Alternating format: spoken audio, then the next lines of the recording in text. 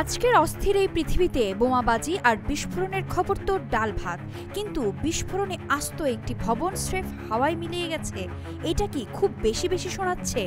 যুক্তরাষ্ট্রের টেনেসি অঙ্গরাজ্যেই এমনটি ঘটেছে। আর ঘটনাস্থল যখন বিস্ফোরক তৈরির কারখানা, তখন বিশ্বাস করা কষ্ট হলেও খবরের ভেতরেই যেতে হচ্ছে।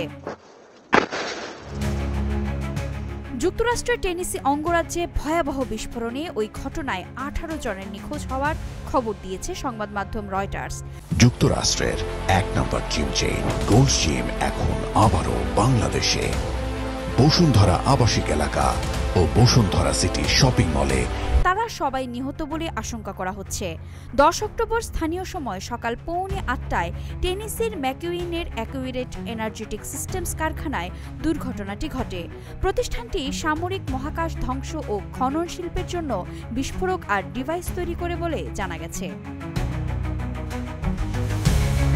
ঠিক কি হয়েছে তা বুঝে উঠতে দুর্ঘটনার পরপরই ঘটনাস্থলে পৌঁছে গেছে যুক্তরাষ্ট্রের bureau of alcohol, tobacco, firearms and explosives, homeland security ও টেনেসি ব্যুরো অব ইনভেস্টিগেশন সহ একাধিক সংস্থার সদস্যরা।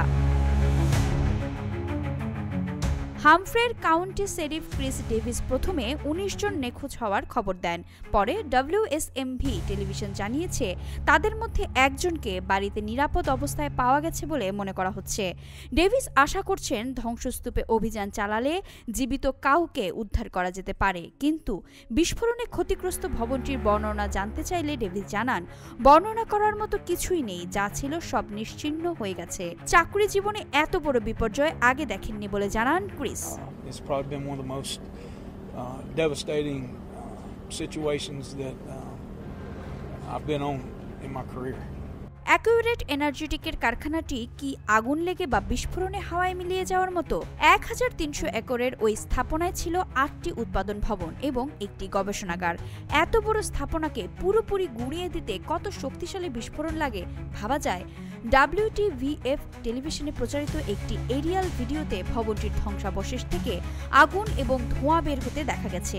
স্থানীয় গণমাধ্যমের কাছে প্রত্যক্ষদর্শীরা জানিয়েছেন, বিস্ফোরণের ধাক্কা এবং শব্দ মাইলের পর মাইল জুড়ে বোঝা গেছে। হিকম্যান কাউন্টির মেয়র জিম বেটস মার্কিন সংবাদ মাধ্যম CNN-কে জানিয়েছেন, কারখানাটির নিরাপত্তা ব্যবস্থায় সমস্যা আছে, এমন কোনো বদনাম এর আগে শোনা যায়নি। তবে 2014 সালেও সেখানে একটি ছোটখাটো গোলাবারুদ বিস্ফোরণ ঘটেছিল। সংবাদপত্র টেনেসিয়ান জানিয়েছে, সেই ঘটনায় একজন নিহত এবং 3 জন আহত হন।